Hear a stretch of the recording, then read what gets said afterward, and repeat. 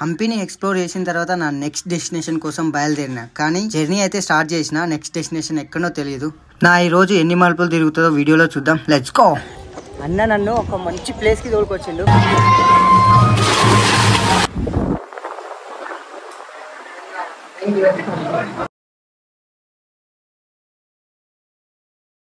ఈ దారి వచ్చేసి హంపీకి వచ్చే దారి అయితే. ఇక్కడ పక్కనే అరటి తోటలు అండ్ దాని పక్కలోనే ఫుల్ కాలువలు అండ్ ఇక్కడ చూసుకుంటే మనం హంపీకి వెళ్ళే దారి. అన్న ఆగే తగ్గ లిఫ్ట్. అలా నేను లిఫ్ట్ తీసుకుంటూ ఈ నల్లమట్టిని చూస్తూ వెళ్తూ ఉన్నా. అయితే నాకు ఒక అన్న లిఫ్ట్ ఇచ్చిండు. అలా లిఫ్ట్ ఇచ్చిన అన్న నన్ను ఒక మంచి ప్లేస్కి తీసుకెళ్ళిండు. ఏ ప్లేస్కి తీసుకెళ్ళిండు అంటే మీరు వీడియో మొత్తం చూస్తే అర్థమవుతుంది. మీ పేరన్నా? బసవరాజ్. బాలా. అన్న నన్ను ఒక మంచి ప్లేస్కి తోలుకొచ్చిండు. ఫైనల్ నేను వచ్చేసి టెంపుల్ దగ్గర ఉన్నా ఫ్రెండ్స్. ఈ టెంపుల్ ఏదో చెప్పలేదు కదా, జస్ట్ ఇక్కడనే ఉంది చూడండి టెంపుల్ నా బ్యాక్ సైడ్. అండ్ ఇది చెప్పాలంటే గాడ్స్ ప్లాన్ అనుకోవాలి, ఎందుకంటే నేను సీదా వెళ్ళిపోతుంటే నేను ఇక్కడ రాకుంటే, బట్ బసవరాజ్ అన్న వల్ల నేను ఇక్కడ వచ్చిన. ఈ టెంపుల్ యొక్క హిస్టరీ అన్న మాటల్లోనే తెలుసుకుందాం. హాయ్ అన్న, టెంపుల్ యొక్క హిస్టరీ చెప్పండి అన్న. తెలుగు, మా వాళ్ళు తెలుగు కొంచెం కొంచెం అర్థం చేసుకుంటారు, నేను చెప్తా. ఓకే, మీరు హిందీలో చెప్పండి, నేను చెప్తా.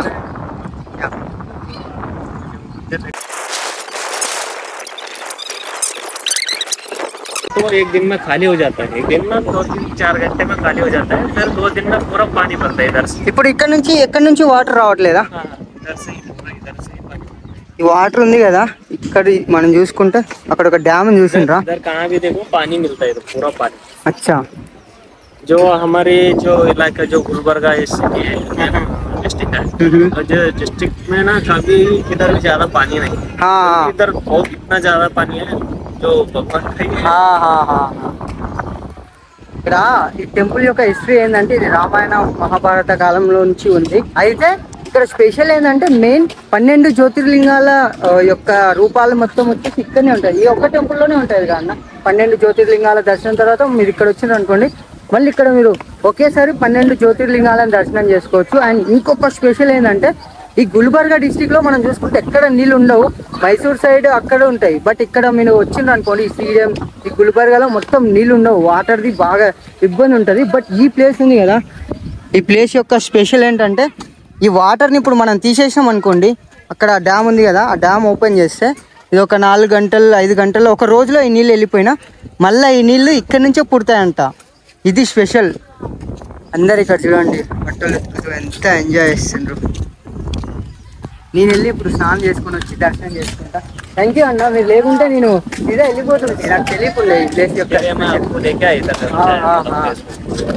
అన్న రా వెళ్దాం అంటే నేను ఎందుకులే ఇంకా ఎన్ని టెంపుల్స్ చూస్తున్నా కదా అని అనుకున్నా, బట్ ఈ యొక్క స్పెషల్ని నేను మిస్ అవుతుంది.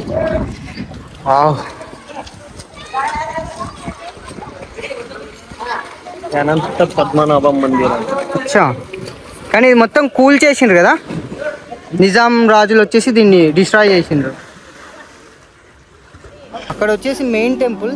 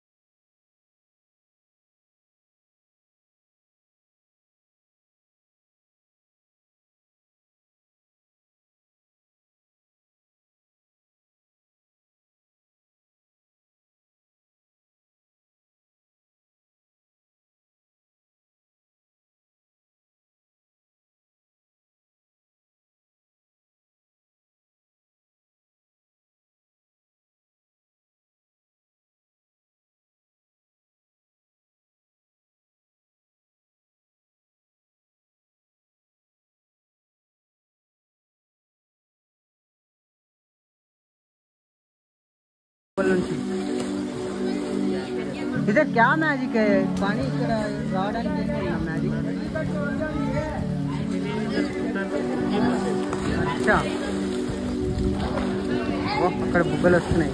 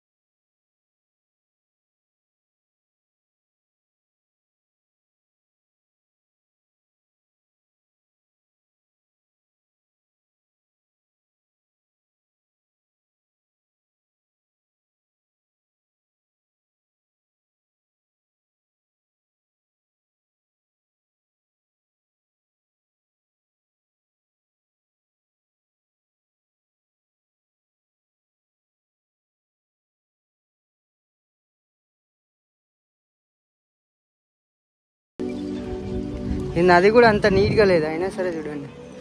అంతటా ఫైనల్గా నీళ్ళు స్నానం చేయడానికి వచ్చిన. ఇంత నీళ్ళని చూసిన తర్వాత స్నానం చేయకపోతే ఈత కొట్టకపోతే వేస్ట్ ఉంటుంది. సో వెళ్ళి ఈత కొట్టిన తర్వాత వస్తాం.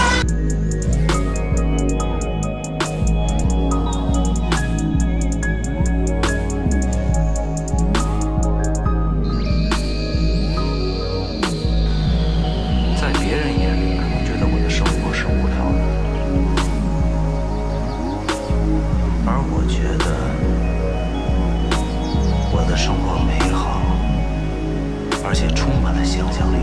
ఎవరికైనా ఈత కొట్టడం రాకుంటే ఇక్కడ ఒక పాప ఉంది, ఆ పాపని చూసి నేర్చుకోండి. అయ్యో భయపడితేనే లేదు.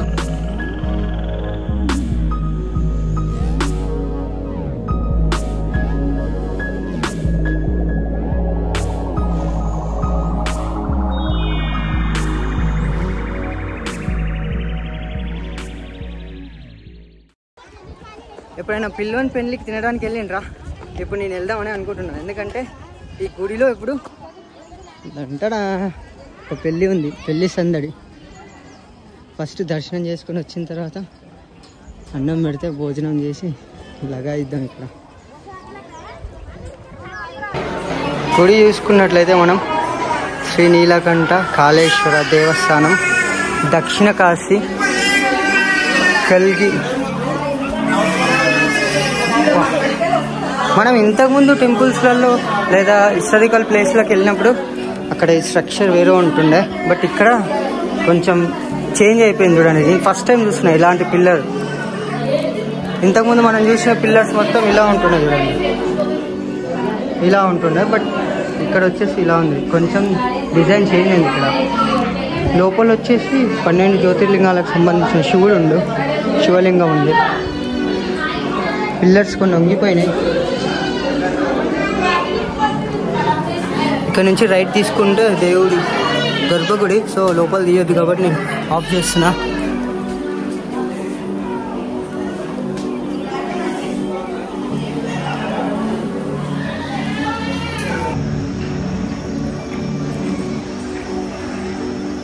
ఈ చెక్కడం వచ్చేసి ఏదో రాజు యుద్ధం చేస్తే అది ఎక్స్ప్లెయిన్ చేస్తుంది, బట్ ఇది కూడా ధ్వంసమైంది, విరగొట్టిండ్రు.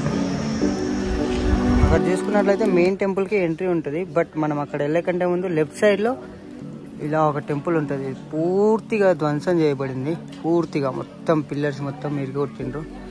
అయితే గీడ చూడండి, ఈ విగ్రహాలు ఎంత బాగున్నాయి. ఈ శిల్ప చెక్కడం భలే చెక్కిండ్రు. ఇక్కడ వీటిని కూడా ధ్వంసం చేసిండ్రు, బట్ ఓకే. అక్కడ వచ్చేసి న్యూడ్గా ఉంది, అండ్ ఇవన్నీ కొంచెం డిఫరెంట్ టైప్ ఆఫ్లో ఉన్నాయి. మళ్ళీ అక్కడ సేమ్, బట్ ఎలా చెక్కింది చూడండి. ఇది కాళ్ళకి పాము, మొత్తం పాము. ఆ శిల్పం ఏం చెప్తుందో నాకేం అర్థం అవుతలేదు, బట్ స్టిల్ సూపర్ ఉంది. ఇక్కడ చిన్న చిన్నవి ఉన్నాయి లోపల. మొత్తం ఇది పూర్తిగా ధ్వంసం అయిపోయింది ఫ్రెండ్స్. మనం చూసుకున్నట్లయితే దగ్గరలోకి వెళ్దాం. ఇవన్నీ చూడండి, రాళ్ళు, మొత్తం పిల్లర్స్ కూల్పేసి ఇక్కడ షాప్స్ ఉన్నాయి.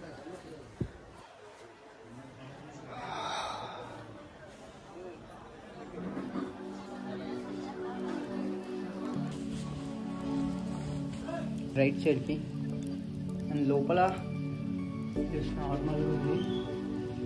ఇక్కడ 2 ఉన్నాయి. ఒకటి వచ్చేసి విష్ణుదేవుడిది ఉంది అనుకుంటా, అండ్ ఇంకొకటి వచ్చేసి శివలింగం. ఇక్కడ కూడా చూసుకుంటే మనం వావ్, ఇది మాత్రం హైలైట్ ఉంది. నేను ఎక్కడ చూడలేదు ఎలాంటి ఎంట్రీ.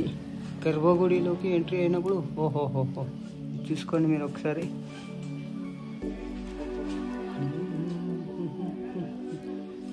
వావ్ బాబా, ఏంది బ్రో ఇది? అబ్బా, ఇది విడిపోయింది చూడండి. అబ్బా, యాక్చువల్గా ఆ పైన ఉంది కదా, అది మొత్తం ఒక రాయి. దాన్ని వీళ్ళు చెక్కేసి మళ్ళీ ఇట్లా కప్పిండ్రు అనమాట. కింది నుంచి కింద పెట్టి చెక్కి దాన్ని ఇట్లా కప్పిండ్రు. బట్ న్యూగా ఉంది, నేను ఎప్పుడు చూడలే ఇట్లాంటిది, ఎక్కడ కూడా చూడలే ఏ టెంపుల్స్లో. ఇక్కడ వెరైటీ ఉంది, ఇది ఒక్క నాకు భలే అనిపించింది. నేను షాక్ అయినా, నేను అట్రాక్ట్ అయిపోయినా, దీనికి ఇది అయిపోయినా. ఇది హైలైట్ ఉంది. అండ్ ఇంకొకటి ఇది గర్భగుడి లోపలికి ఇలా ఎంట్రీ అవుతుంటాం కదా, సో చూడండి. అండ్ మీరు ఎప్పుడైనా చూసుకుంటే శివుడి వచ్చేసి మనం పాలు పోసినా ఏం పోసినా ఇటు సైడ్ వస్తాయి, కానీ ఇక్కడ చూడండి ఇటు సైడ్ వస్తుంది.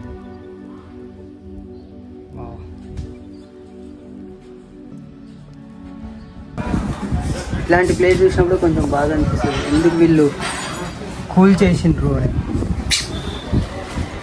మంచి మంచి కట్టడాలని ఎందుకు కోపంలో కూల్ చేస్తారో అర్థమే కాదు. డిజైన్ చూడండి, మొత్తం ఒక చెక్కకు చెక్కినట్లు ఉన్నాయి ఇవన్నీ, కానీ మొత్తం రాయి, విడివిడి రాయి ఇవి. ఇది పూలలాగా, అండ్ ఇది వచ్చేసి ఒక పిల్లర్ లాగా చెక్కిండ్రు. డిఫరెంట్ డిఫరెంట్ టైప్ ఆఫ్ చెక్కడాలు. దీంట్లో కూడా పద్ధతి పాటించింది.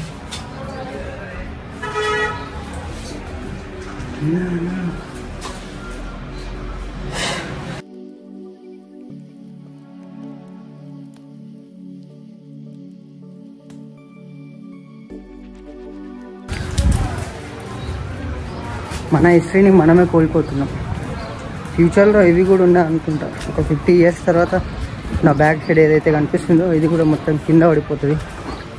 ఎందుకంటే దీనికి సేఫ్టీ లేదు, ఎవరు పట్టించుకోరు బ్రో. మన సనాతన దాంట్లో హిస్టారికల్ ప్లేస్లు కదా, వీటి గురించి పట్టించుకోవాలి, బట్ పట్టించుకోవాలి. అలా ఈ టెంపుల్ని ఎక్స్ప్లోర్ చేసిన తర్వాత నాకు కొంచెం బాధ అనిపించింది, ఈ గుడి స్థితిలావస్థలో ఉండడం చూసి. ఇంత పెద్ద హిస్టరీ ఉన్నదాన్ని ఎవరు పట్టించుకోవట్లేదని. ఆ మూడ్లోనే కొద్దిసేపు ఆ గుడిలో నేను రెస్ట్ తీసుకొని మళ్ళీ నా నెక్స్ట్ ప్రయాణం స్టార్ట్ చేసిన. కానీ నా నెక్స్ట్ ప్రయాణంలో మళ్ళీ ఒక మలుపు తిరిగింది. నాకు ఎవ్వరు లిఫ్ట్ ఇయ్యని ప్లేస్లో ఒక పర్సన్ నా కోసం లిఫ్ట్ ఇచ్చి ఏం చేశాడో వీడియో మొత్తం చూస్తే మీకు అర్థమవుతుంది. అప్పటి నుంచి లిఫ్ట్ లేదు, బట్ ఫైనల్గా ట్రిపుల్ రైడ్ ఉన్నా కూడా లిఫ్ట్ ఇచ్చింది. థ్యాంక్ యూ సో మచ్ అన్న. అన్నా అన్నా కన్యాకుమారి से కాశ్మీర్ जा रहा. ఇక్కడ కనిపిస్తున్న ఈ అన్న చాలా మంచోడు. వాళ్ళ ఇంటికి నన్ను తీసుకెళ్ళి ఒక అతిథిలాగా చూసుకున్నాడు. ఈ అన్న గురించి రేపు మొత్తం ఒక మంచి వీడియో వస్తుంది. రేపు వీడియో మాత్రం మిస్ కావద్దు.